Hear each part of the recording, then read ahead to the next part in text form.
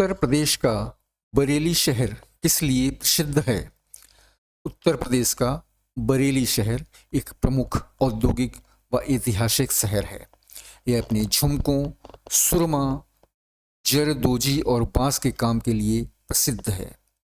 बरेली को नाथ नगरी भी कहा जाता है क्योंकि यहाँ कई प्राचीन शिव मंदिर हैं। इन मंदिरों में प्रमुख हैं अलखनाथ मंदिर, घोपेश्वर नाथ मंदिर, मणिनाथ मंदिर, त्रिवटी नाथ मंदिर। दरगाह आला हज़रत मुस्लिम समुदाय का एक प्रसिद्ध धार्मिक स्थल है।